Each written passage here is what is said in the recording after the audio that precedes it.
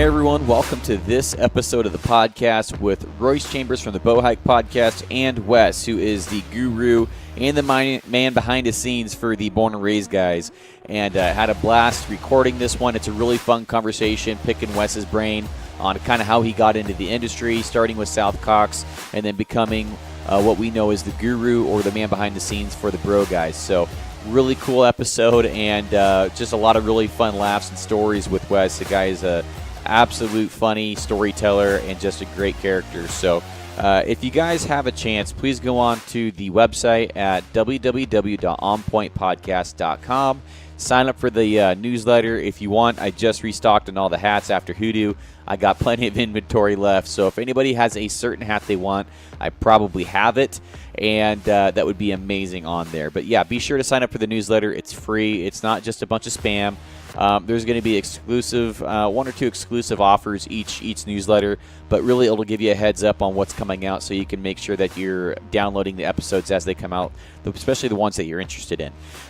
Also, one more thing is that we're only 10 reviews away on iTunes from hitting 100, and the deal is when we hit 100, I do a giveaway, make it a cool one, and just really appreciate anybody that goes ahead and does that for us and helps us hit our goal. So those are really all I got. That's all I have. This is a collaboration episode, so Royce will be coming out with this one as well on his podcast. Be sure to check his podcast out, and I'll see you in the end, guys. Bye. All right, let's get this thing on the road, man, because we got to go kill a bear after this. Yeah, we do. Well, actually, Chantel has to go kill a bear after this. Fair. I am seceding my tag. I am hanging it up. I am quitting bear hunting for spring this year, and I had a good year. I think I saw 23, which was better than last year's. Yeah, that's pretty good. 7. Yeah, no, that's a good year. Yeah. You just, you got to pretend you only shoot big bears. Right. So yeah, after that little one I shot. Although you are sitting on my nicest bear. Yeah, I am. That's a beautiful bear. That's an awesome bear. It's a pretty looking bear. Yeah, that thing was like kissing 200. I'm guessing. It doesn't look like because I trimmed so much off of it, but yeah, I was so poor back then I couldn't afford to do anything, but actually just that. I couldn't make a rug out of it or anything. That's exactly what I would do. I would just probably like take a tuft of hair and wrap a small piece of leather around the top, put it on my keychain, and that's would be my bear mount right now. That cost me $135. Dude. And it was hanging on the wall right Listen, buying a house and being an adult sucks. Everybody knows that. I know this. You guys know this. Yes. The American people know this. Being an adult. Royce, 2020. Being an adult is garbage. Listen, I'm not old enough to be president, but I would be a fantastic president. Absolutely. I'd vote for you. I'd let anybody come here as long as they paid taxes and worked. Anybody. Come on in. Come legally. On in. Yeah. And you have to vaccinate your children or go to Canada. So the real question is why are we not like somehow recording this on the mountain looking for bears? Because I'm down. That is the real thing. This might be a short podcast, guys. Yeah, it's probably not going to be that long. Although it could go forever. We may have to do a part 1, part 2. Yeah, well, good thing it's like, what's the longest day of the year coming up? June 21st, I believe, right? Yeah, Is it June 21st? I don't know. First day of summer? Isn't that the longest day of the year or not? The summer equinox. Yeah, I think that's... Yeah. That should be the last day of bear season. They're moving it next year. Moving it up. They're going to screw it up. There's so much stuff. Yeah, I was just talking to Chris about that. He's like, I'm going to send you an email. He's like, I can't talk to you about all this stuff because it would take a million hours. So I'm going to be going through that stuff. Stuart? Dunlap. Okay. Chris Dunlap. Yeah. So, dude, it's going to be, they're doing a lot that I'm not like. There's, they going to the draw. We can get into that. Yeah, but we don't need to. There is so much stuff I disagree with, but you know what? They're trying, and you got guys like Wayne from the Bow Rack that I think are doing a lot of good things. Yeah, sure. Some of his ideas I haven't been on board with, but that's just because like moving the bow hunting date later to just September 1st was one of the ideas. I'm like, well, what about velvet blacktails? You're like, right. Never going to probably shoot one ever. Well, but then again. but then if the two seasons didn't coincide, that could be beneficial too. Like California, they have an early deer season. That's an archery deer season, and then they roll into rifle deer season. I think that would be beneficial. But yeah, I'd be interested in seeing what goes through, and with kind of Wayne at the helm. Yeah, I feel pretty good. Like about mid-August deer season, like August 20th. That'd be sick. If it for opens just absolutely. Well, just for deer. Sick. For Dude, you know across how the they state. have the Cascade rifle? Why don't we have that for archery? That's a sick idea. That is a sick idea. That's An early draw tag. yes, Yeah. for archery. Yeah. I think a draw tag for archery. Yes. That would be great. That would be Early, amazing. and then just it becomes your tag, just like Cascades. Yeah. does. Yeah. That would be sweet. Especially if you could draw a second choice. Yeah. Well, duh. Boom. Yeah. I love me a nice second choice tag. Yeah, so that way you don't lose any points. Wait, didn't you put in for Bears this year second choice? Yeah, you know what? I don't really want to Too talk soon? about that. Too soon? I don't really want to talk about that. Way to go. I'm kind of mad about that. Yeah. I really wanted a bear tag too, but I was like, Not enough greedy. to put for first choice. yeah, I was just greedy. I was like, oh, you know what? I'm going to apply for this Yeah. first choice and then this Nah. second choice. Cause Nah. So now that you have a point, or how many points you got? I got one. Okay, so now that you have a point, next year, are you gonna roll the dice again, or are you gonna like for sure get a tag? I'll for sure get a tag. It'll be the zone we're in here. Okay. That's what I'll do. Okay. Don't yeah. roll the dice. Yeah, even though I know a lot of lot. people that rolled the dice and won. I bet you had a 1 in 10 chance of not drawing at second choice. Probably. It was that.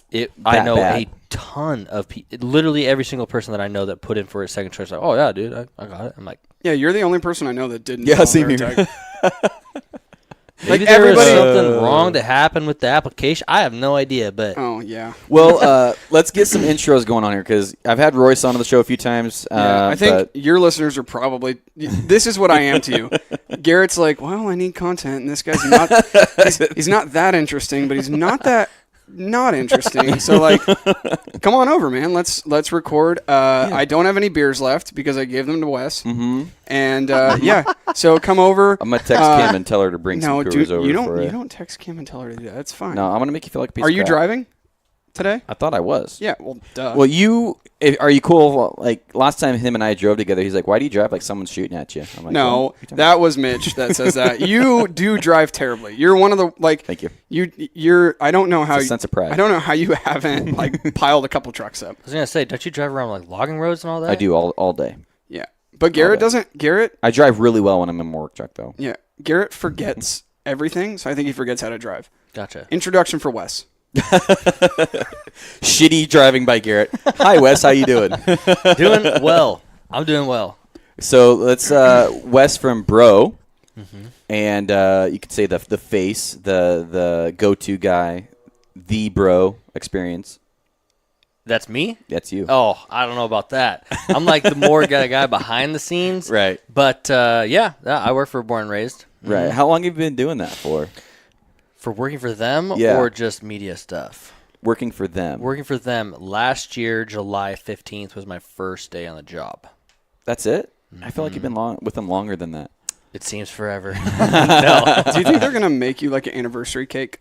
in they July? better. They Yeah. better. Trent, if you're listening to this, I expect that. Yeah, like an anniversary cake, or maybe like a limited edition Ginger Bro T-shirt. I'm all in. Yeah, that I'm would all be in on cool. that. Ginger Bro. Yeah, the only one. That's a thing? I never heard of that. I don't know. I like that. Red beard. Yeah, like Redbeard the a Brave? soul taking T-shirt. Nice. I think I can get into that. Well, I could see him going down like Dairy Queen and then getting you like an ice cream cake. He'd probably give me a ring pop or something for like a dilly bar. like a 3-year-old, and be like, "Here you go, Weston." Yeah. Do pretty you remember much. those Dennis the Menace pops from the face that had like the little red nose? Oh yeah, with the bubblegum eyeballs. Yes. Yes. Duh. They need to bring those back. They just need to like bring ice cream men back. There's nothing that screams childhood like burning your feet on asphalt chasing an ice cream man down the road. Because you don't have shoes Yes, on. the They still jingle. have ice cream men. The guy drives around here, Oh. and I get the goosebumps when he drives by. My butthole puckers. I'm afraid I'm afraid he's gonna take me in a dark room. In the back of that ice cream truck. But so we had you on the show, man, because you got some cool stories about kind of your journey into the industry, working for South, and I'm going to say that's a feat in itself, not a slight against South, but because you have to kind of, from my understanding, earn the ability to even go on a stock with them, and let alone carry a camera. So that to me says a lot about you, because that's one of the masters of stalking mule deer. And if he trusts you enough to get within 4 yards of a mule deer and not blow it for him, that says something about you. So I have a lot of respect for what you do and everything, and I'm excited to hear some cool stories about that. Yeah, for sure. Yeah, so my journey with South, man, that's like the beginning of my media videography stuff. Basically, at the time, I had never produced anything. I'd never even really filmed anything at all. And South was in contact with some guys that I knew, and he was like, hey, I'm looking for a videographer. Who would you recommend? And just by hearing that, I threw my name into the hat. I was like, this is my chance, my opportunity, you know. Yeah. And I remember as soon as South said, yeah, hey, let's do this. Let's make it happen. I said, sweet. I'm ready. I'm dialed. I got onto YouTube and literally typed in how to film. Really? Oh, 100%. 100%. I was just, had no idea what I was doing, but I knew I wanted to do it. And I knew the basics of, like, in high school I took some photography classes. It was all film, though. It wasn't digital. That's how, I don't think I'm that old, but that's how old You don't I seem am, that I guess. old. I don't know. I'm 26. No, yeah. So you're younger than you You're were- 26. I'm 29. Yeah, so you would have thought that I've been doing digital photography in my high school. Maybe my high school just Yeah. had no money, but that's pretty much what it was. So, he was like, well, what experience do you have? And I was just like, honestly, I have none. I was like, but I guarantee you I can keep up with you, and I guarantee I'll do a good job. And him being just a little bit skeptic, he's like, okay, well, he didn't want to pay me anything, let's say. So I said, okay, here's the deal. If you make me a recurve and then you make one from the opposite side of the grain, you know, the wood grain, Okay. so they looked mirrored identical. If you make me 2 of those and make one for me and make one for my dad so I can give to him for Christmas, I'll do it for you. So he said, okay. So that was the filming Really? and editing. I actually lost money on that trip. Yeah. But no, 100%. I got a bow, and I got a bow for my dad to give him for Christmas. That's like your internship, though. Everybody's got to take, like, even whenever you start, like, a new job or anything, you have to take, like, a year or two of, like, I'm making no money or little to no money just to learn the trade, right? 100%. And you going in, like, dude, that's crazy. I would never have the balls to tell somebody of that level, like, oh, yeah, I'll do it, man. I don't know what the hell I'm doing, but, like, yeah, I'll figure it out. Yeah. So that's pretty ballsy, and obviously it paid off. And to have him trust you, too. Yeah, I mean, I guess I'm a con artist. It's like, I guess I you could gotcha. say. Yeah, Tricked him. But no, it was good. And the deal was, I had a guy that I was kind of working with and doing some stuff with, and I was supposed to be the guy that went and videoed it, and he had like a degree in media and just graphic design and everything, and he was supposed to edit it.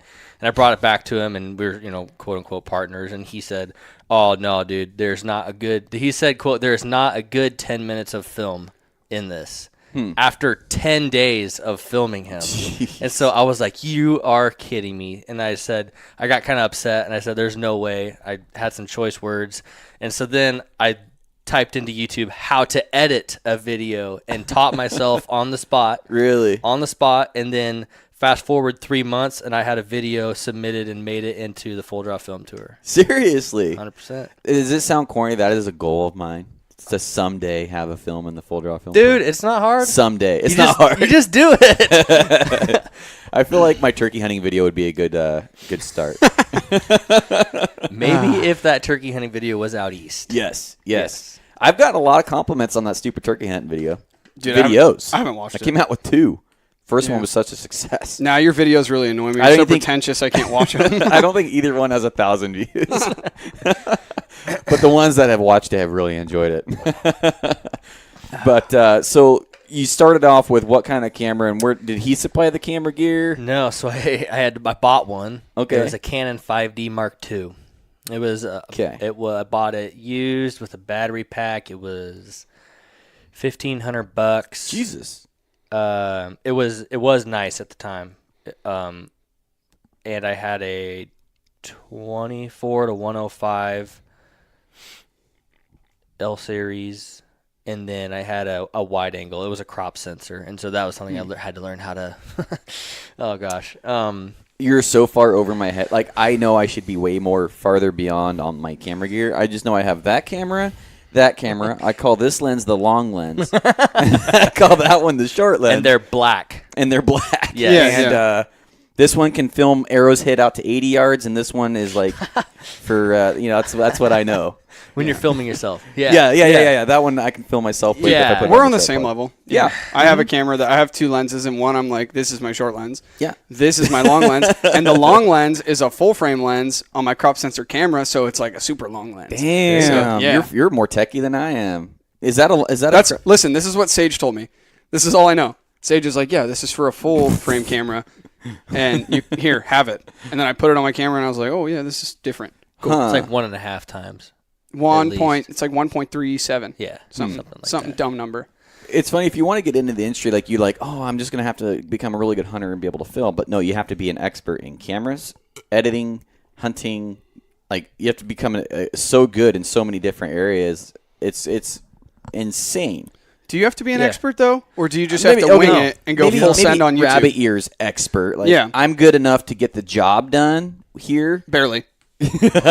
And with the editing, I can do the editing. It also depends on kind of what kind of job you want. Like for me, I'm not going to work for Rock House Motion, or I'm not going to work for the super high end guys that do like all of the Under Armour stuff. That's not me. That's just not even what my niche is. That's not what I want to do. I just want to be the guy that's like along for the stocks. Yeah, along for the stocks, and I can get what I need to get. Like you tell me what I need to get, and I'll get it. I'm not going to say I'm a budget videographer, but I'm not rocking a Red Dragon, which you might not know what that is. Isn't that like a $50,000 camera? Yeah, it's like what they use to film like NFL games. It's like $90K or some ridiculous thing. Yes, it is.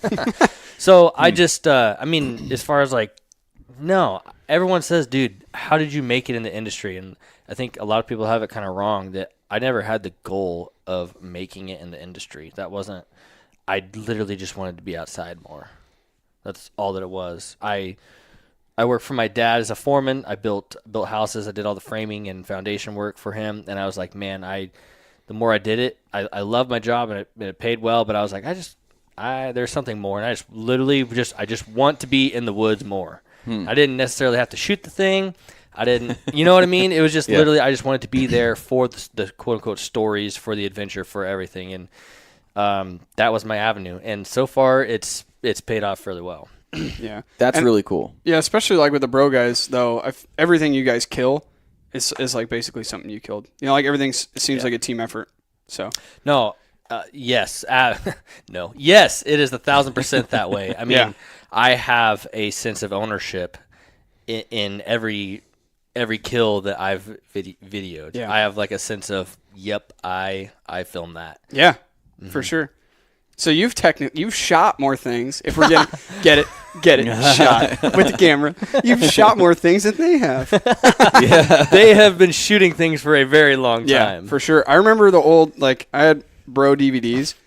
I kind of miss the DVDs. I need to buy the 7 DVD set off Camo Fire so I could have them all again. It's like $10 on there, isn't it? Yeah, it's seriously. Yeah. Wow. It's like a 7 DVD set. Like $24 for all the DVDs, like all the old films and stuff. That's crazy. Yeah. Mm-hmm. I was looking somewhere. Oh yeah, in my garage, I was loading some stuff up for Hoodoo, and I saw the Stalker Stick Bows DVD down there, the newest one he came out with. Oh, I haven't even seen it. Are you serious? I'm not even kidding. How much of that footage is yours? It's all his. It's all. How much did you film it? Oh, any of it? I imagine 90% of it. 90% of it. Well, was Cody's hunt on it? I think with him and Cody in Nevada. I think where Cody just swung and missed and swung and missed. Yes. Isn't that the story of Cody with a recurve? Oh, dude, he's killed some stuff. I say he's killed some. He's killed some SH. Mm-hmm. Yeah. No, for sure. He has. But Zach, my buddy Zach Henderson, filmed that there. And then my very first time ever filming South or anyone, Zach was there doing the exact same thing with me. We kind of tag teamed it. Okay. Nice. Mm-hmm. So let's go ahead and fast forward. So you got the job. You became a YouTube videographer. Maestro. Your education was through YouTube, which more power to you. I'm a YouTube. I've learned a lot off that. Mm-hmm. So there's nothing wrong with that. I produce YouTube content for guys that want to learn. So you can do a lot of stuff on YouTube. I even learned how to use After Effects on YouTube. It took me hours, but I was going to say, your intro is pretty sweet. Thanks, man. Yeah. The glitch thing, that took me 8 hours to do, like 8 seconds. So, With your supercomputer? yeah, with my supercomputer. Yeah. Yeah. It's a 12 core. I like to say that because it sounds cool.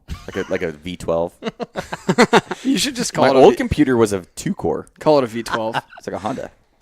Versus now I'm driving like a Ferrari. I still can't use the capabilities of the computer, but I have the capabilities. But it's crazy fast. It's super fast.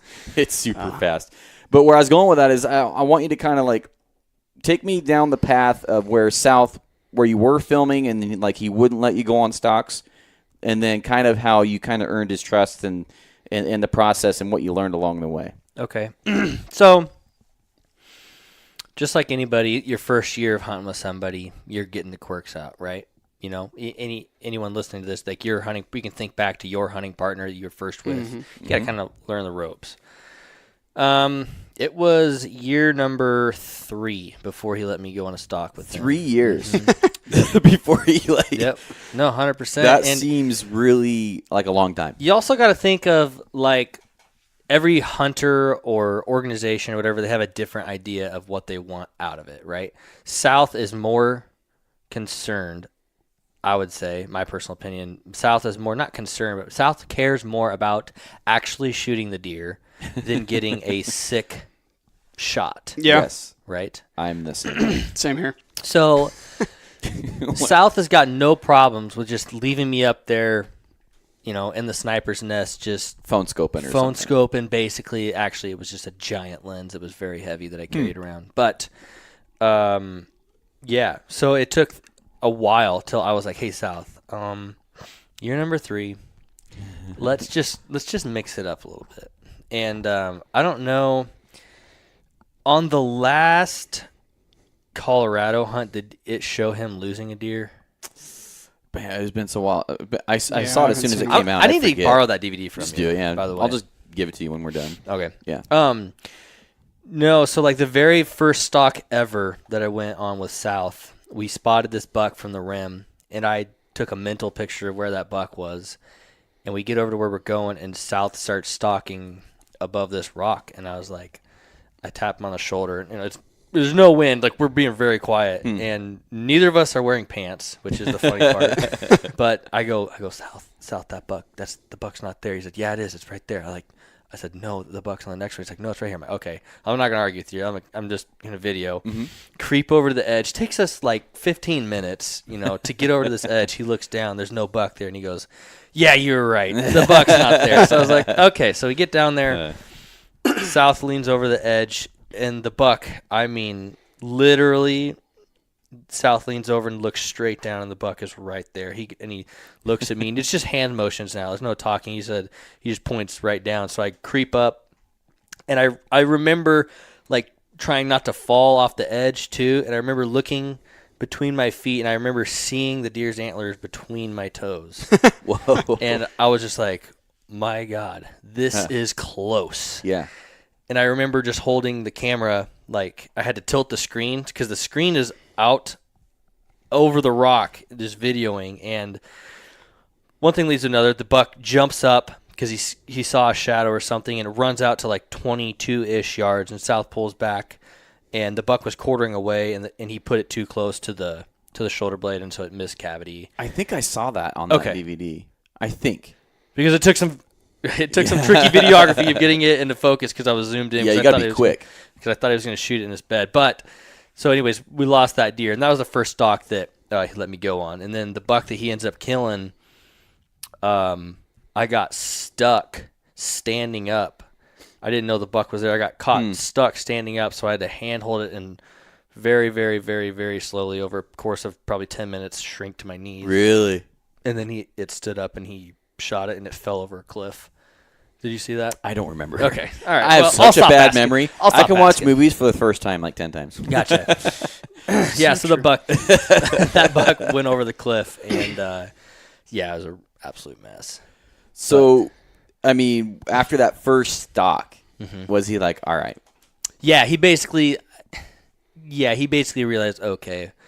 And that's where I think that I'm not going to say that I separate myself from other videographers, but I think that's one area where I shine is in the moment when something needs to happen. I've been there and hunted and made all the mistakes, just like every other hunter that's listening to this has made. So I'm able to like know, okay, what the animal's going to do and the hunter's going to do to put myself in the correct position, or to help the hunter, or to range the animal. I don't range the animal very often, but to figure that whole thing out. Like for instance, in Wyoming last year in Land of the Free 2.0, I was with Trail. And he was just kind of up high, and my vantage point was, I knew exactly where that bull was going to come up. I was like, trail, come move here. He's like, I got a good lane. I'm telling you, you need to be right here. And so he moves down, and 10 seconds later, that bull walks out and he just smokes it. And he goes, he's like, dude, I would not have had a shot up there. And I was like, I didn't know that, but I'm just telling you what I was seeing. And just off the old shoulder. Yeah, I pretty much. Hey, you're like, it's no big deal, dude. I'm the man. Like, you can go ahead and put my name on that tag. Yeah. Yeah. Just let me punch that for you. Yeah. Yeah. Let me sneak in there. So I mean, I don't know. What's like, what are your ambitions like for this, for videography stuff, for this? Yeah, eventually, like, if you see the YouTube stuff, it's pretty low. I'm not going to say, it's pretty low videography quality. It's not like, I'm doing Casey Neistat vlogging stuff. Yeah. That's crazy detailed. I'm not a detail-oriented dude when it comes to videos and stuff. So I kind of wanted to keep it lower quality. That way I could bust out content quicker and faster and easier, which has really worked well for me. I mean, my audience does not expect some really cool shots out of me. And like when I shot that buck this year, I thought it was I've said this a million times, I thought it was the buck I was after, and it wasn't. And like my buddy, I was harping on getting the footage, because this year we're going to film something. And as soon as I saw the buck, I hop out of the truck. Yeah. And he's like, camera? I'm like, no, let's go. And so with a few more expletives, we went and killed that buck. And I'm like, as soon as that, I got in the moment, it was like the kill switch was engaged. Yeah. And it was like, nope, we're getting it done. I only had that morning to hunt. And so priorities kind of go out the window when I film. And every year I get closer and closer, getting into the Full Jaw Film Tour, where I have to go against my own grain, where it's like, have to be a little bit more detail oriented probably. You have to get a lot better footage than what I do get. Can't be like this Blair Witch Project out there looking for looking for a deer. So I mean, that's really where I go. And the on point, my goal for this is to make it a living someday, and eventually I'm not gonna say follow kind of what Gritty's done, but he kind of has laid the path for guys like me and him and Cody Rich. The guys are way bigger in the industry, where they kind of, Grady's done a lot more of the higher end videos. Eventually I'd like to get into that, but that is like 10 years down the road probably. So that's my goal for the podcast. Ruiz? I don't know. Yeah, dude, it's just fun right now. Yeah. Like, I got a lot of stuff on my plate, and so like the thing for me with filming hunts is like, so I self-filmed the fall bear hunt, and it's awful. Like every time I look at it, I hate it more.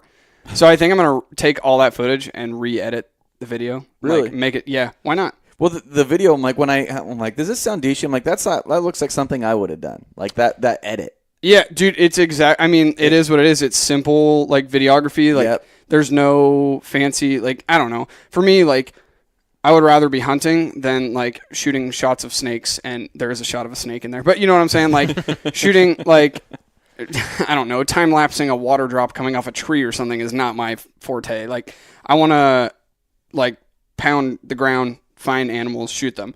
And if it just so happens that like the animal's not going to be in the shot and I'm going to kill it, like, then I'm going to kill it. Yeah. Yeah. And so I think that's what separates a lot of people that are like putting out these super high quality videos. Like, I guarantee you somebody like Jason Matzinger or somebody like that, like they're going to pass so many animals to make sure that they make a perfect film. But what it comes down to is, what's your passion? Is it hunting or is it filming? Because I feel like a lot of people's passion that put out these videos is filming. Like, you talk to Sage and he loves to hunt. That guy's a videographer. Like, that's his passion. He's going to make sure to get the shot. Like, and that guy's good at what he does. For me, like, my passion's hunting, and the filming comes as a second for me. And if I don't put out a hunting video, like, no sweat off my back. Yeah. You know, so and right now it's spring bear season. Like, Garrett's taking days off of bear hunting to record podcasts, and I'm like, nah, I'll wait. Yep. I'll wait until it's over and record then because that takes discipline, man. Because I want to be out there right now trying to fill my tag. Right, but you want it to be your living someday. But you can't be 1 foot in, 1 foot out. Sure, you can. I'm doing it great. Doing a great job at it. You can, as long as you don't have the desires that you have. Right. No, I mean, that's why so many guys get into, they have the Instagram, they do all this stuff, they have a YouTube channel, but they're 1 foot in, 1 foot out. And I think that's why you have basically this, I'm not going to say cesspool because it's like a negative word, but this giant crowd of people that are on the same level. And then you have a few guys trying to grasp their way out of there. And I feel like doing that little extra effort and being a little bit more disciplined and having a better work ethic, that's how you're getting these guys that are raising above out of the crowd, honestly. Sure. I mean, I've been told 2 to 3 episodes a week with a full-time salary job and a YouTube channel on the side. That's not going to work. I mean, and it's been freaking tough, and there's been a lot of times where I fell short of that, but it's doable. Sure, but you have to put this in front of stuff. You have to plan your life around, honestly, a lot of your day around the podcast or your week around the podcast. You can't plan your podcast around the week. So, right. I mean, I don't know what your guys' thoughts are on that, but I mean, that's my thought on that is just honestly, like I said, # grind and grow this year. And that's honestly been a grind and grow. Yeah. I've been kicking myself lately for not spending more time on it because I do really enjoy recording podcasts. Like, sometimes I've been going through this thing where I'm just like, who do I even talk to? Like what guys do I reach out to? Like I'm not, and like soliciting these people to be like, hey, I have a podcast. It kind of sucks. I don't have that many followers. Like, you want to come on it?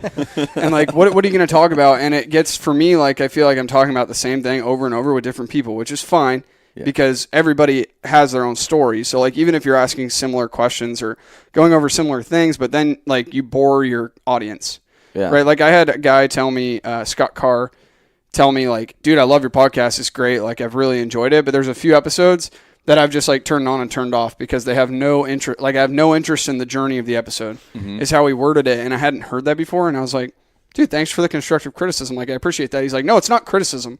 I'm like, well, yeah, it is.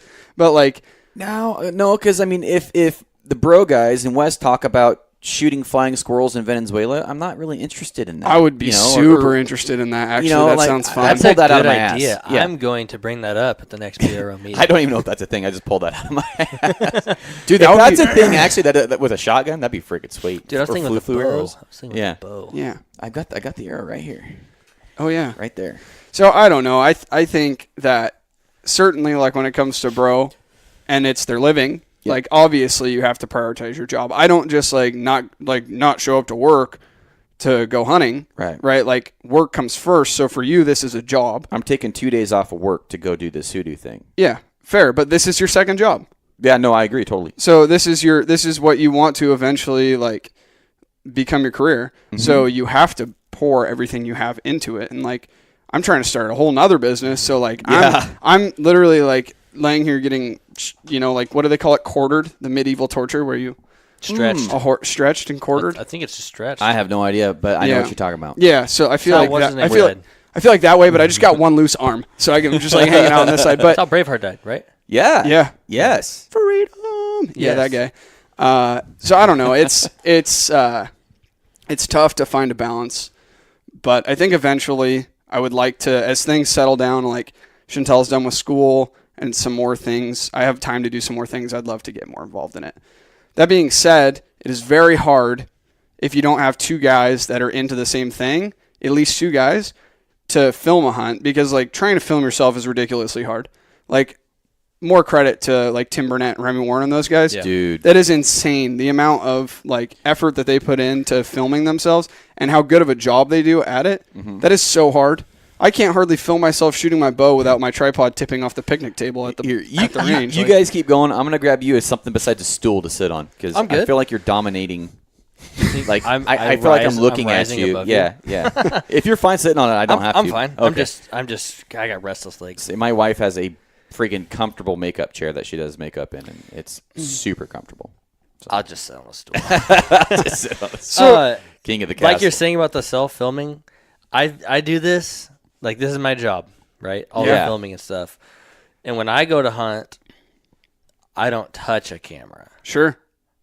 And it's because, number one, I know everything I need to do, and I don't want to do those things while I'm hunting. Yeah. And number two, it's because, well, now I have the chance to hunt. I'm not going to let this camera get in the way, like you're talking about. And that is what makes like Born and Raised so cool, so special, because everyone does a lot of everything. And so like when you're hunter, you're hunter. Yeah, like, that's you it. are not anything else. And when you're videographer, you're a videographer, and you don't even pack your binoculars, which I kind of don't agree with still, because there's a little bit of a, I feel like the videographer should be able to need to know where some things are, because I've been in that situation. But nonetheless, that's kind of how it is. It's the self-filming thing is hard. that's out of my level. Hard. Yeah. That's out of my level. Unless you've done it, you're not going to appreciate what Remy Warren does. Dude. There's just, after I did that, I felt like messaging him. I'm like, you're my new hero. Like, Yeah, it's like, and that dude, guy's a killer. Like, yeah. they get it done Him still. and Tim, Tim Burnett, Yeah, I yeah. mean, they're both great hunters. But Yeah. the fact that they do it and they're self-filming, holy crap. I tried doing that with the first turkey video this year, and I barely got the turkey on video when I shot at it. And it was like, imagine if that was a deer, it would have walked out of the thing way quicker than a turkey. Yeah. It's like, But the thing is, like, if you and I were hunting together, Garrett, like, both of us obviously have enough like motor skills with a camera to at least run it and put something in Focus. and in the shot. So like if we were hunting together, then a film could be made. But like certain guys I hunt with, I'm not just going to be like, "Hey dude, here's the camera."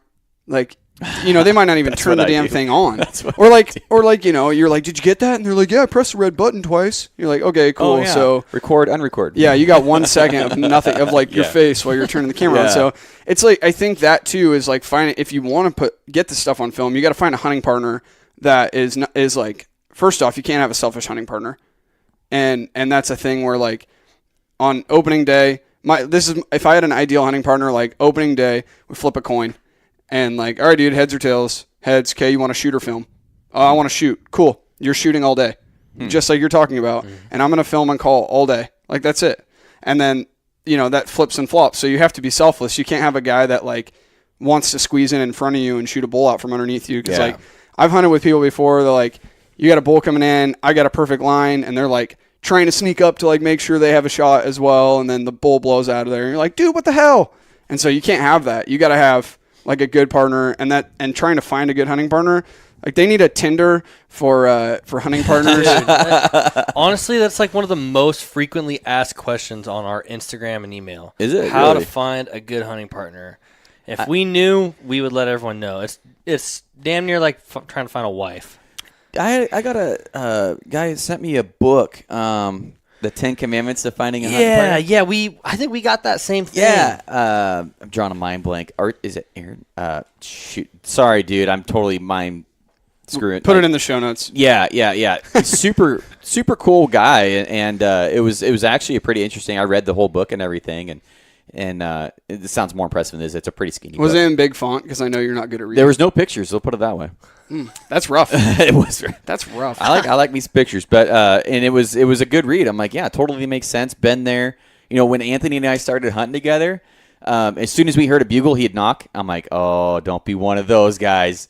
Don't be one of those guys. Like, you're just, and it turns out now we're like best friends and everything. But it took a while for us to hunt together. And, you know, it's just, you're going to go through some turds. I mean, you got, you know. Dude, I've hunted with a lot of people, and a lot of those people now I found out, like, okay, I'll go bear hunting with this guy, but I'm not going to go elk hunting with this guy. Or, like, this guy can't. Is that why you and I haven't been elk hunting yet? No, we haven't been elk hunting. We're going elk hunting this year, so it's fine. Right. Oh, we should film that now that we think about it. I planned on it. I never thought about not doing it. Oh. Yeah. Yeah, I need to get one That's of the... because he's 2 feet in. Yeah, true that. Listen, I'm a foot and a half in. I need to get one of those capture things, because that's my biggest complaint is carrying a camera around. It sucks balls. What the Yeah. heck is that thing? Dude, it's a life changer is what it is. It's just it's a clip, and your camera just slides in and locks right there, and so it just chills. How's it come off? You just press the button and pull That's it off. it? Yeah, and then I run the same thing, the clip. Well, it's a different one, but it's the same model it's the same female version For the base? for the base on all my stuff. So I can go here to the 5 different tripods, monopods, and Jobies we have and everything. So That's sweet. How much stuff do you carry? Like, I carry everything a hunter would carry, except for the weapon and game bags. I don't carry game bags and binoculars. And binoculars. Thanks for bringing that up. Yes, but I carry wind. I carry wind checker also. Oh yes. I carry 2 knives, like kill kit. Like I carry everything just because I'm smart. 2 knives. I got made fun of my everyday carry, and then my one knife in my pack. Oh, so the bro guys made fun of me for when I told them what's in my pack. They're like, Jesus Christ!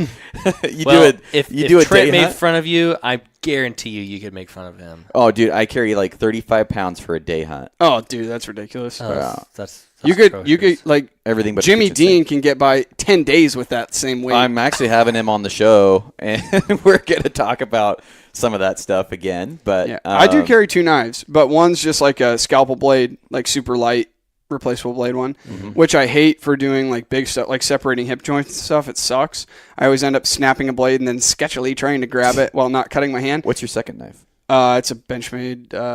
Yeah, see, I carry a flay knife and a outdoor edge. I don't carry a fillet knife in the woods. Really? No. It's finding its way into my pack less and less, but it's so nice for getting the back straps just. Yeah, I just do it with a sharp regular knife, and then like bone out. I do like roughly bone out meat with a regular knife, and throw that in your pack, and then like scrape stuff off. But the scalpel blade works good for that too. But I get tired of breaking them. And my question to a lot of guys that runs those is like, what do you do with your broken blades? I guarantee you these guys just throw blades over cliff edges. I've seen on Facebook forums people talking about leaving their blades in gut piles. Gosh, that drives me. And that's, to me, that is like the lowest of a human being. So a bear will eat it? Yeah. That's low. Dude, that sucks. Or they're like, just saving whatever. No, dude, you're an idiot. That's a dick move. I never heard of that. Dude, I've seen that. Wow. If you crush a water bottle, like a plastic water bottle, that weighs literally nothing, right? I mean, maybe like an ounce or maybe a little more, a couple ounces. You just crush that, shove it in your pack. So I used to run a Taito, and I had little tiny bottles of Mrs. Dash. You know Mrs. Dash is? Yeah. You know, like the seasoning? Kept all of my blades and old blades in the Mrs. Dash bottle. That's smart. So then I'd throw the Mrs. Dash bottle wherever in my pack. With the Havalon and the Outdoor Edge, they come in a little case, and they come with a little back sleeve to put your blades in. You guys don't use that? That's handy. No, I have the Kershaw one. Oh. And because I've never broken a blade ever. Oh, dude. Dude, you feather that thing. Yeah. I snapped. Really? Dude, I snapped like so many. I had one. When was it? Last year, I shot a bear. Huh. And I snapped 2 blades on the same bear, and then I was like, "Forget it. It's not." Well, it's not a crowbar. It should be. It should be. I broke on my fall bear last year. I broke 3, and like what? Yeah, and I was like, so there was a dead stump like that. I had shot the bear and it slid down, and we wiggled it. It was like on a steep hill, so like we wiggled the bear down to the stump so that we had it leaned against something at least, so that it wasn't going to roll down the hill, and I was like making sure I knew where the blades were, but I was like sticking them in the duff on top of the stump as I was breaking them, or they were going dull. And I was like, thought about it. I was like, I could just leave them there. And then I was like, well, some deer or something's going to come by and eat on this stump. And like, how much of a dick would you feel like? And like these people that going to pick it up because it's shiny and put it in their net. Just whatever. Gosh, those people piss me off. If you're one of the people that thinks leaving a knife blade in a gut pile so a bear eats it, you're a douche. Oh yeah. You're a legit douche. And I didn't even know that was a thing. We can throw hands if you're one of those. The Bow Hike Podcast endorses this message because I'm only 1 foot in, so I could call you a douche. Garrett can't. Oh, actually, I've never called anybody a douche. Yeah. In your life? Please. Oh, no, not on the podcast. Okay, fine. Yeah. I just did. Not where it matters. Hey, what did South's video show after the last year in Colorado? Did it end weird? I don't know. That's the You're year. going to need to be more I can watch it with you and literally not remember a damn thing. It's when the llama went over the cliff. Oh, because there was no video. There was no that. video. Yeah. What? It just was like, this is what happened, and I forget. There wasn't much.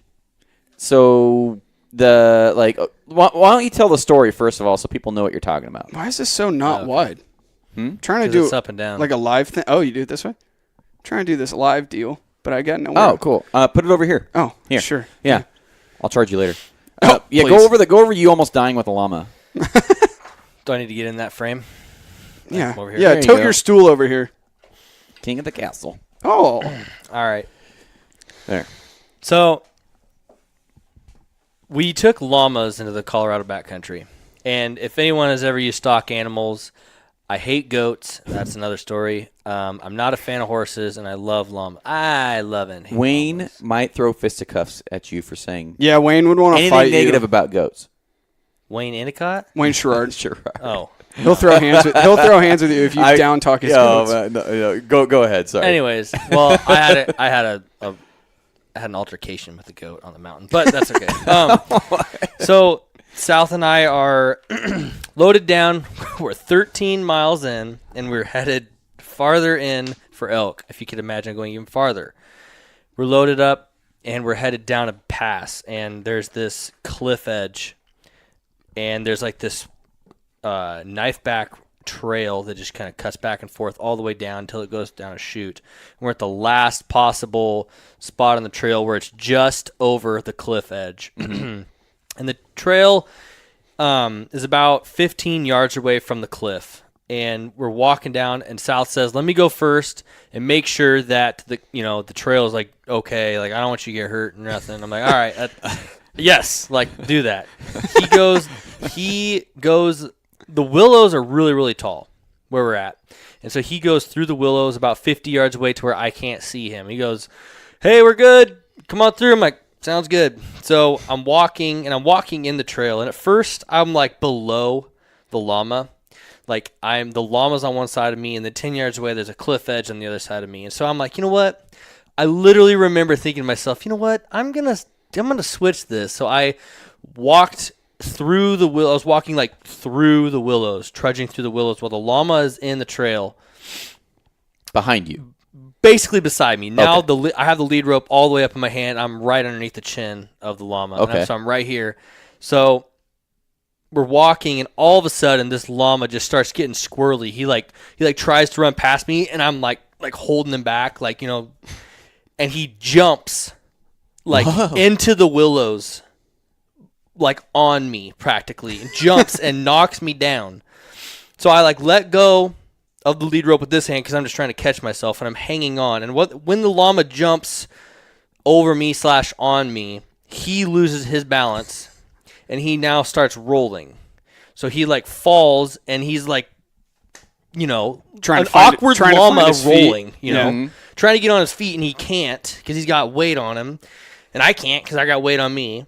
And so he just starts sliding, and I grab the lead rope as he's sliding and catch the lead rope, and he's now sliding towards the cliff, and I feel like I'm on a wakeboard or something, I literally swung to where my heels were digging in the ground, and I was digging my heels in the ground, stretched out like I was doing some sort of deadlift or something, and I was yelling and cussing at the llama, like, "Get up! Get effing up!"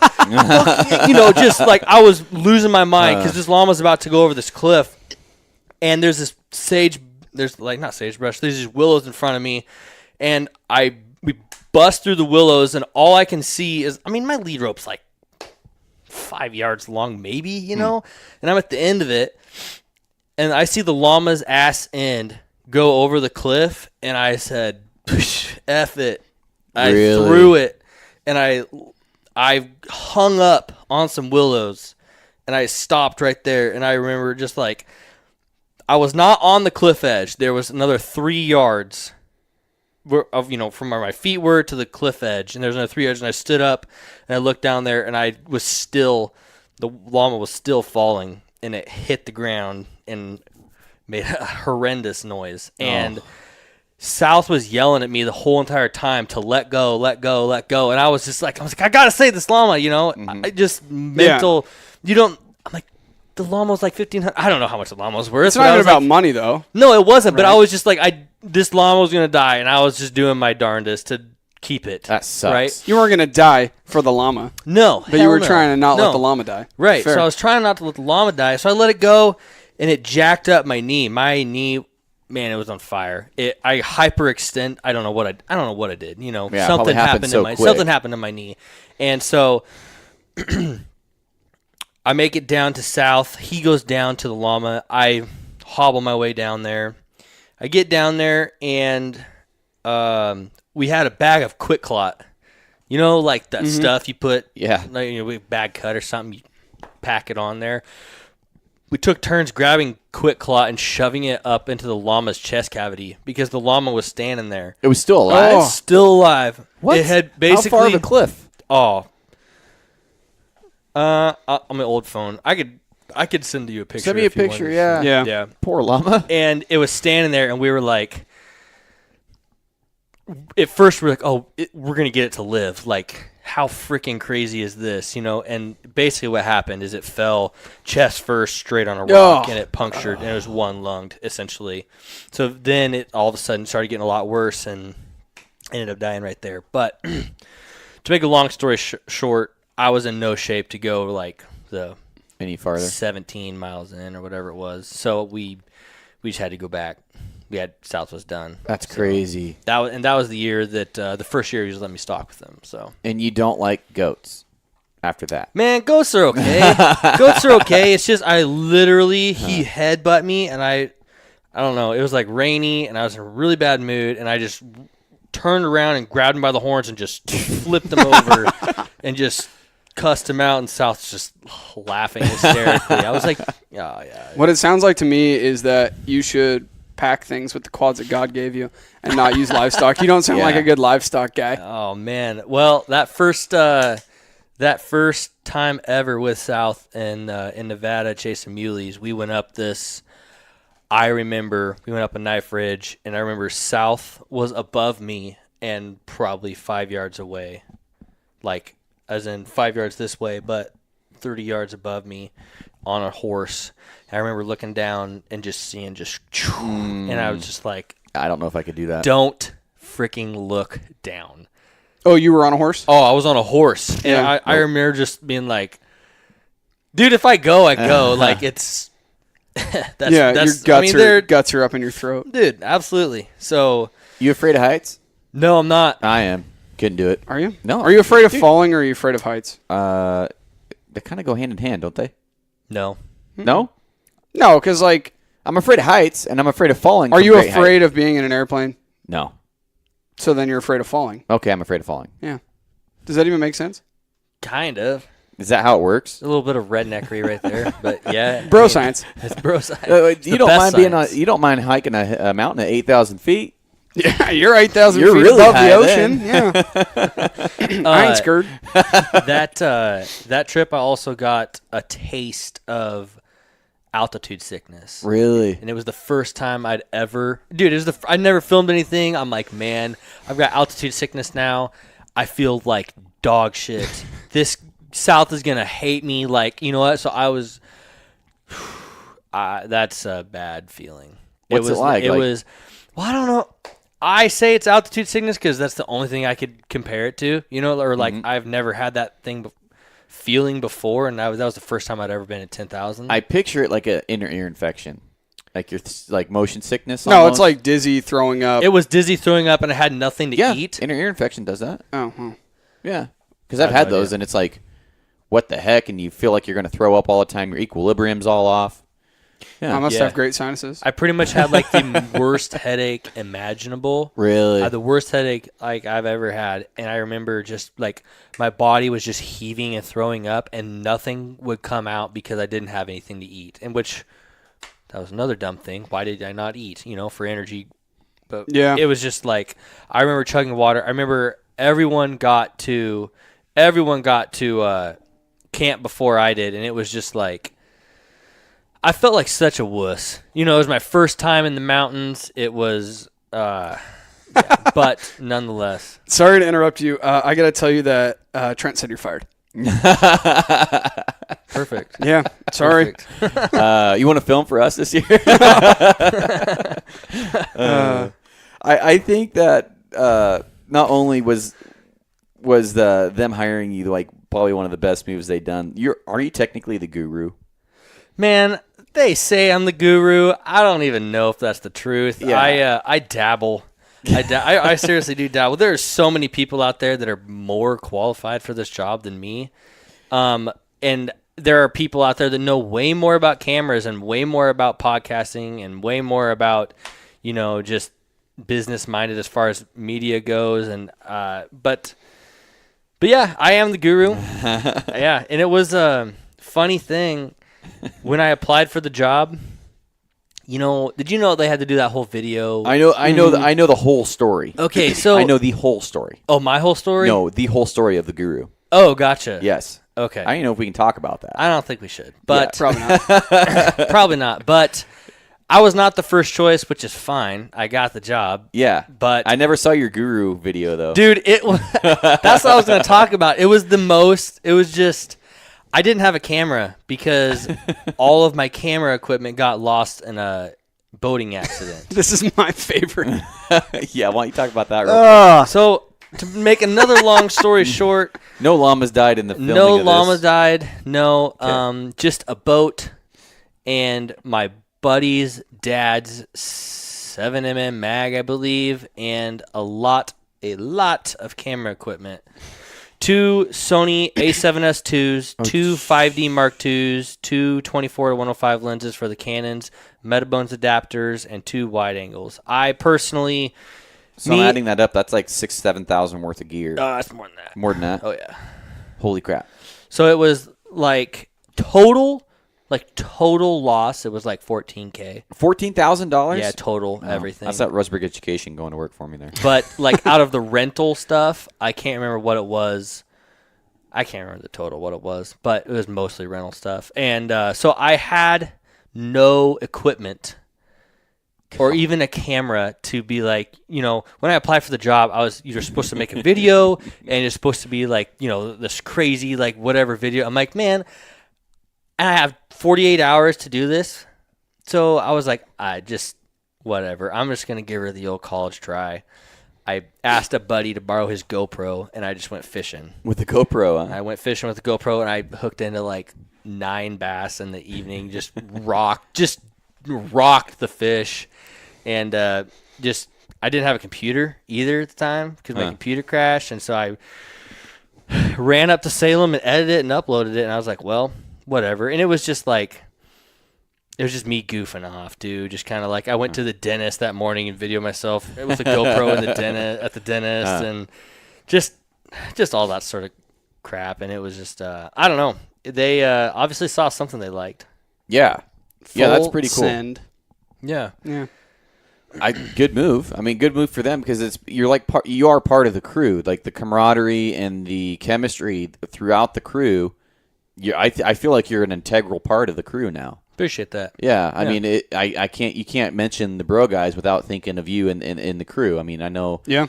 That I don't know. It just feels like the perfect fit. Just watching you guys. Probably feels like you've known those guys for years too. Yeah. No, it's. I mean, I vibe with the guys well. I do. Yeah. And like Cody, actually, I worked for the Full Draw Film Tour when Cody owned the Full Draw, was a part owner of Full Draw Film Tour. Uh-huh. And so that is actually how I got the connection with South. South was talking to Cody and John, the other guy who owned it, and they were like, well, Wes. Our roadie. I was the epitome of a roadie, too, and all that it means. Yes. So that was kind of my introduction to Born and Raised with Cody. And I went on a spring bear trip with Cody and the snake.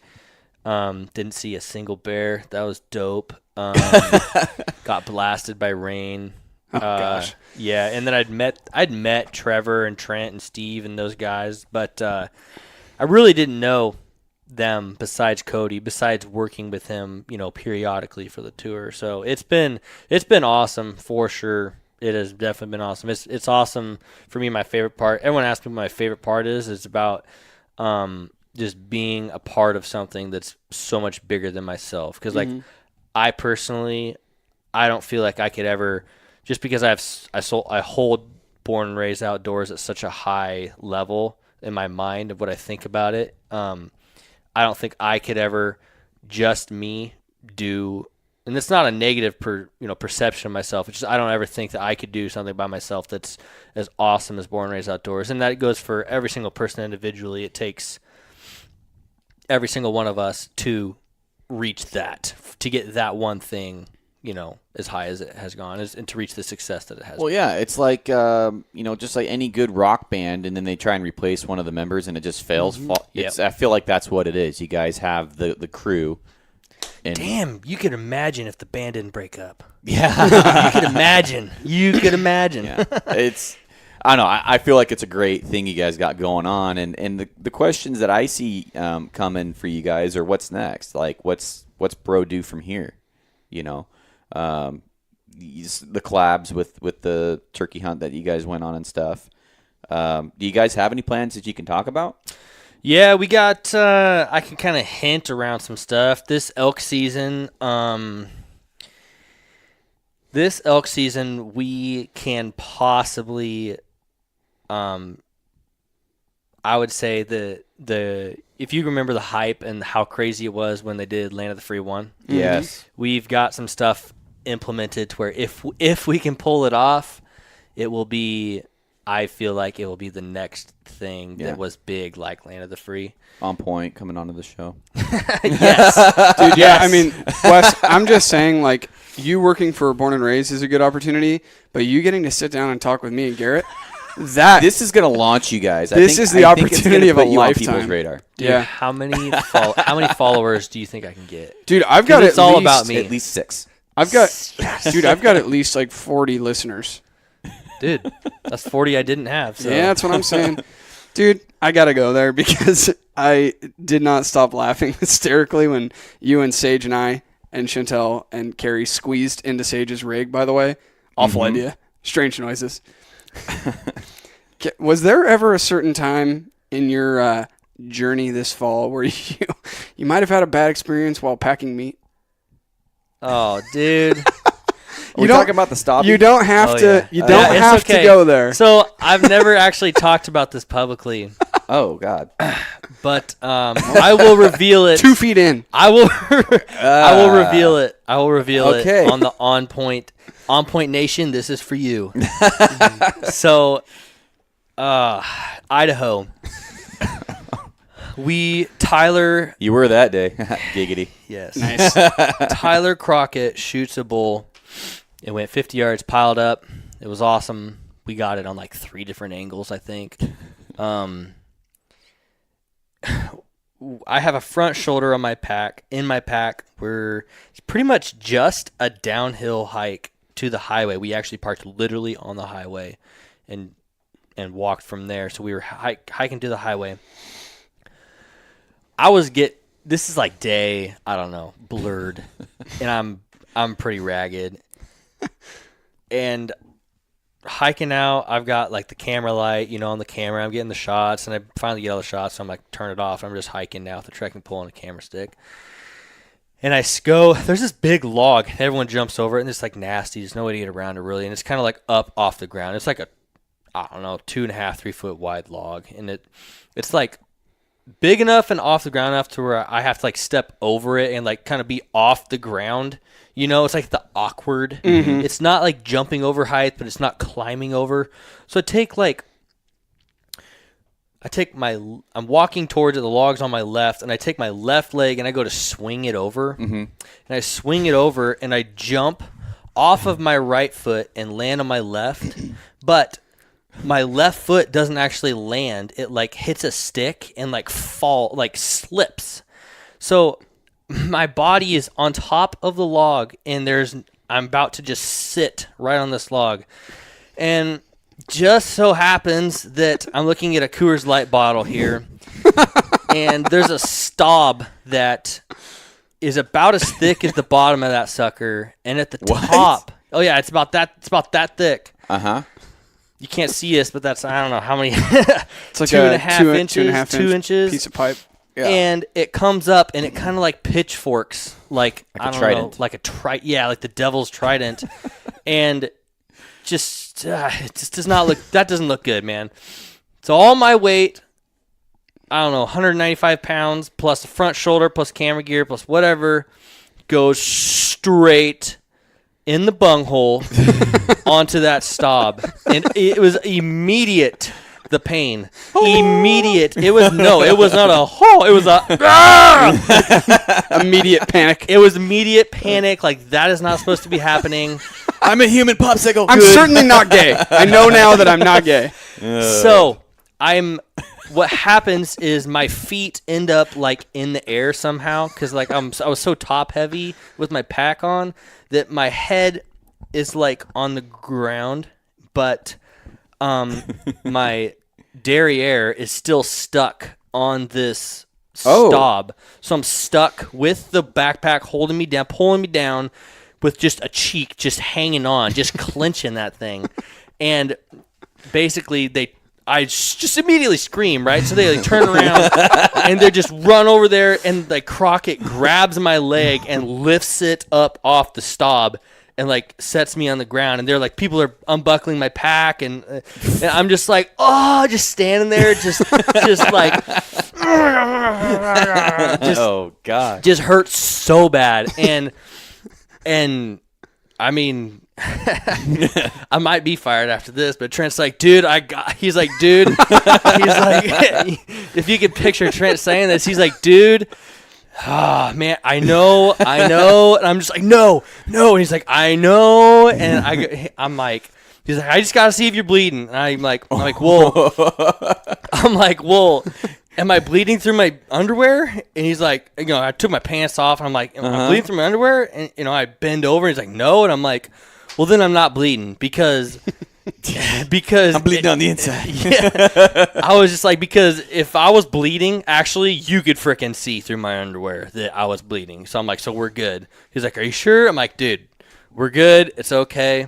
So if you actually go back and watch that episode, you can see we get to the tailgate, and I take a mean pull. Well, I had to.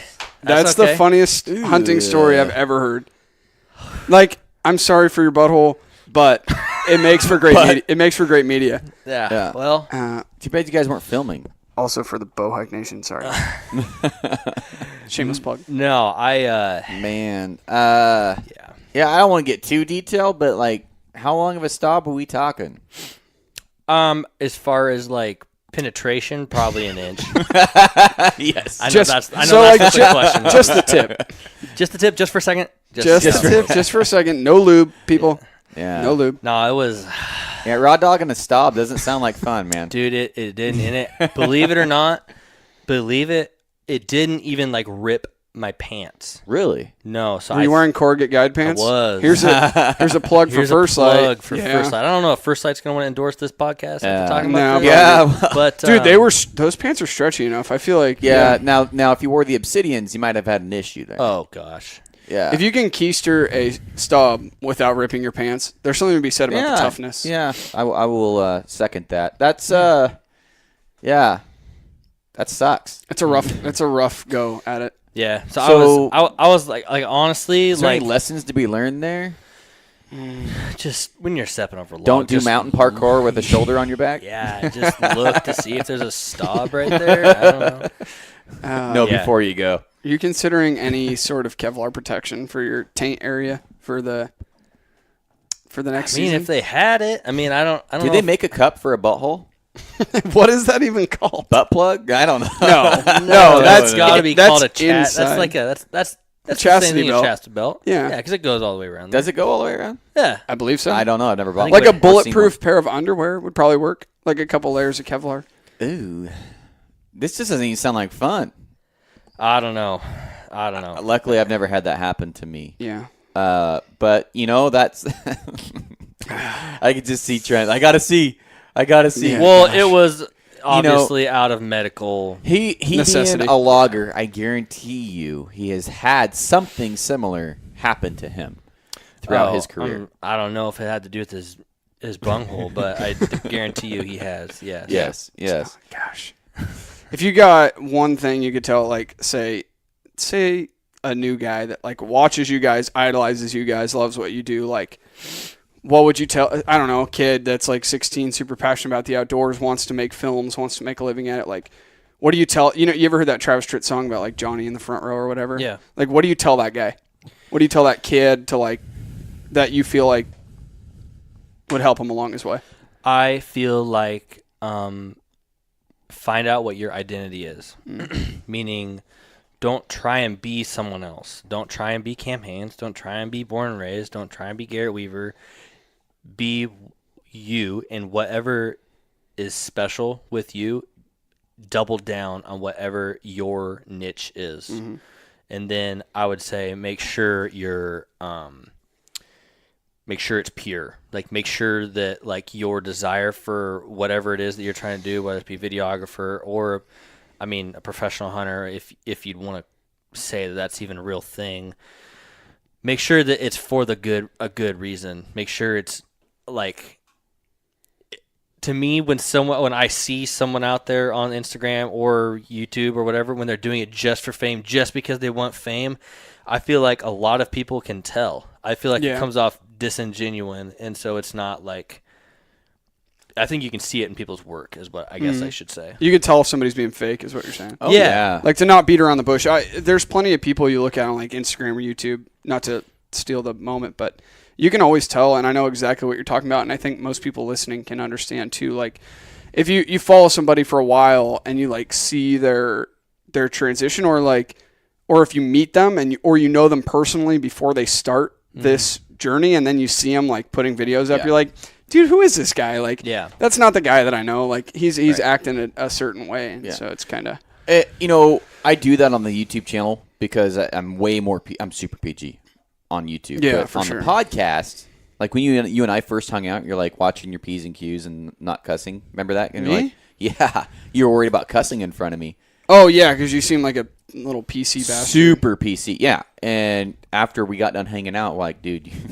Yeah, what you mean when I slept under my cardboard tent in the back of my truck at Hoodoo? Yeah, that happened. Yeah. Waking up listening to Ty just. I should post that photo. Do you have a picture of that? I don't think I do anymore. Like, just Ty walking up and telling me I looked like a homeless person was probably the highlight. Stubblefield? Yeah. We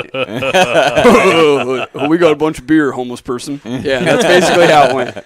Yeah. Oh, yeah. I mean, but to piggyback off what you guys are saying, if you want to try and act like somebody else, you're going to get tired real quickly. Like, it's hard to keep it up if you want to. Yeah. Like, if you're just yourself, it's like, okay, whether you like the guy or not, Trump is Trump. He doesn't worry about being anybody else. That is a guy that doubles down. Absolutely. Okay? And look how successful he is. on spray tans. He doubles on spray tans. on the spray tans. That's, it doesn't matter politically whether you like the guy. That guy is who he is. Yeah, sure. Absolutely. Right? You can't knock him for not being who he is. Right. He is 100% who he is, and he doubles down when he gets the chance. You got to do that. Like, I'm not trying to be anybody else but myself. And You should probably try to be somebody I should else. try to be sometimes. I know. But, you got to you got to be yourself, or else you're just going to be exhausted at the end of the day, because you can't keep that charade up for years. It's just not going to happen. And granted, you're being fake, and that no one wants to watch somebody being fake. Right, and yeah, you're eventually going to slip up on something too. Like if you're like telling stop. people a story for your whole life. If you're telling people something that's not true, like eventually it's going to come out that it's not true. And then you're just going to like, not only should you be ashamed of yourself, but like people are not going to trust anything you tell them ever again. Like there's nothing worse. There's like nothing more offensive to me than like somebody not believing something and telling you you're a liar. Like there's no way you could offend me more than telling me that you think I'm lying to you. So if for somebody to keep up that charade for a while, like you should feel like shit about it. If you're not being yourself, you should feel like shit about it. Yeah. Honestly. Well, yeah. Life lessons from Uncle Royce. There you go. Well, is there anything that you learned throughout the thing that you want to, your journey that you want to share? Anything else that you feel you could add before we wrap this thing up? Yeah. I think a lot of people, and even myself early on, they get wrapped up in what they think is successful. They view other people as, like Gary Vee would say, keeping up with the Joneses. Oh, yeah. And I think that that is even more relevant, or not more relevant, but it is relevant in the hunting sphere and industry, if you call it. And I hate saying industry, like I'm part of the industry, because I don't really think that. I just think I'm part of a group of guys that do outdoor stuff. So I think whatever at the end of the day you define success as, that is what you need to reach for. And like for me, a successful elk hunt is just notching the tag. It doesn't matter if it's a cow, spike, bull. I'm not at the point in my life where I'm passing elk up. So for me, I shot a cow last year. Obviously, if you haven't seen it, I shot a cow and like I got knocked for it quite a bit. Really? But yeah, mostly just like personal, just not even like on the channel. But but I don't really care. Like I really don't care about the negative feedback, because for every, I don't know, probably had like 10 messages like, dude, I don't know what you're doing, blah, blah. You're supposed to be some badass hunter. I'm like, I'm not a badass hunter. I'm just a dude that's like a cameraman, and I have the chance to shoot stuff every once in a while. Right. But I feel like it's all jealousy. I don't know if it must, maybe it's jealousy. Maybe it's just insecurity. I don't know, because I don't know. So I just want people to, like, whatever you just find is successful, whether it's working at a gas station and just consuming YouTube stuff when you get home, then that's what you should try and be and do. Or if it's, I'm not going to say be the next somebody, but if you want to be the biggest version of yourself that you can possibly be, then you should try it. But if you're going to try it, then I think you should really attempt both feet. Mm-hmm. Yeah, both feet. So, that's just my thing, is don't get caught up in what like this person or that person or these guys are born and raised or whoever. Just whatever you think is successful, that's what you need to shoot for. Yeah. Yeah. And don't let others like dictate or put some sort of impact on. You can like positively, like you can see like, oh, this dude got it done. I'm energized. I'm ready to go do it. But don't be like, he only got it done because he hunts private land. Or just anything. Yeah. So. I had that same conversation recently with John Gabriel, and I for many years I straight up say greedy. I was chasing promotions, chasing money. If I made $40,000 a year when I was fighting fire, $30,000 a year was a good year. And if I could make 40, that would be it. I could do this, I could do that. I could be so made. And no, if I could make 50, if I could make 60, just trying to live up to somebody else's expectations. Yeah, chasing that money. And I learned from a very, very successful gentleman who mentored me for about 4 years. He's like, instead of trying to make a certain amount, he's like, you need to ask yourself, how do you want to live? What lifestyle do you want? Absolutely. And then focus your efforts around that. And Aaron Snyder hit it on the head the other day on his podcast. He's like, I built my life around hunting because that's what I wanted to do. Mm-hmm. He's like, I don't think anybody else did it better than him, by the way. Yeah. Gosh, shout out to him. Yeah, he's like, I did this because it was going to give me the maximum hunting. Mm-hmm. Like, I don't care how much I make. I want to be out in the woods. Yeah. And so figure out how you want to live and then go do it. The dollar signs, the more dollars you make in like the W2 world, the less time you have. That's typically it. Well, also the more you spend. Yeah. So, I don't spend very much. But, that's my 2 cents. Royce, what's yours? What's the question again? Life advice, I guess. Don't take life advice from me. That's your 2 cents. Yeah. No, just freaking keep it real. Yeah. Like straight up, like that's all. Just be yourself, and like both of you guys said, and like you were talking about, Snyder said, just like do what you do. I'm not saying be selfish. Like obviously, if you have like wife and family, like they come first. But don't.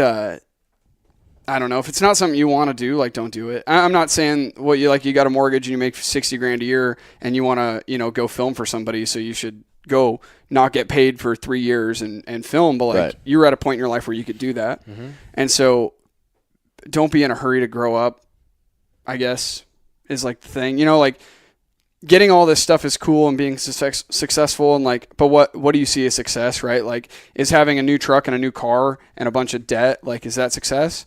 Or is it being able to do the things you love? And if it's doing things you love, then maybe you just need an apartment and a Honda. and like Dude, then you can go hunting all the time, right? 100%. You see that Toyota Corolla out Dude, there? that thing's sweet. She's Got to put a That's fart Con- can on that thing. That's Connie. yeah. That's Connie. No, the Corolla. I'm just thinking like about myself personally. Like if I didn't have a mortgage on a house and like a truck payment, how much more cool stuff could I do? Oh yeah, I've thought about that. So right. much. So like Yeah. looking back, just I was in a hurry to get all this stuff done. Like I set goals for myself when I was graduated high school at 17. I'm like, I'm going to own a house by the time I'm 23. All this stuff. And like I achieved that goal. I'm bad at goal setting to actually like figure out how I'm going to do it in the middle, right? I just like made a bunch of money, one fire season, stuffed it all away, bought a house. Like that was how I did it. I didn't have a plan, but just That sounds like a plan. it wasn't a plan. It was a happening. But just I don't know, figure out what you want to do and get it done. Like Yeah. if you're after something like Garrett, like be persistent and always strive for that, right? Like if the most important thing in your life is what you should chase Yeah, I agree. all the time. Yeah. Like you should pursue that hard. So Yeah. And if you get a tick bite like I got right here and it's not warm to the touch, probably should get it checked out. Oh, ooh, yeah. Look at that thing. How long is that thing stuck? That was Dude, on there yesterday. the head's you still need in to. there. You ever heard how you like? Lyme disease, yeah. But Well, that's no, from itching. you need to write a Sharpie around the redness, and if Yeah. it spreads, then you need to go get checked. Yeah. Well, feel it. It's warm to the touch. That's warm. Yeah, that usually means infection, doesn't it? Yeah. Yeah. Yeah. Well, Well, are if we I drop signing over off dead here? at Hoodoo, man, you're welcome to have the show.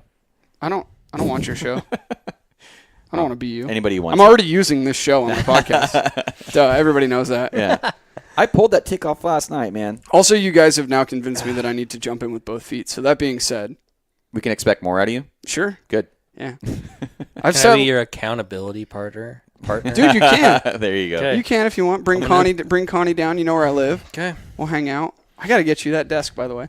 All right. I'm out of here. All right, guys. Well, yeah, let's go kill a bear. Wes, welcome to join us. Okay. I might have to go home tonight, but I will help you pack it out if you get one, and I'll bring my 2-year-old. There we go. All right. Later, guys. See ya. All right, that's this episode of the podcast. Thank you, Royce and Wes, for both coming on to the show and having a good time. If you have not, please sign up for the newsletter by going to my website at www.onpointpodcast.com. There's a little blue tab on the right there, and if it doesn't pop up automatically, like immediately, click that little sign up tab, and then it's free. Not a bunch of spam, maybe one a month. Still haven't even got the first one out yet, but we're trying to get 10 to 15,000 on a list as fast as possible. That's my long-term goal, and eventually it's going to have some killer deals. But I've already got some on the way, some already in the works, and definitely if you're looking at getting some exclusive offers for some backcountry gear, I'll give you a hint. It's coming around the corner, and totally pumped up for what we have for business relationships that are forming. So, as always, guys, I appreciate all of you listening. Every download counts, and I'll keep pumping them out if you keep listening. So, as always, guys, I'll see you on the next one. Bye.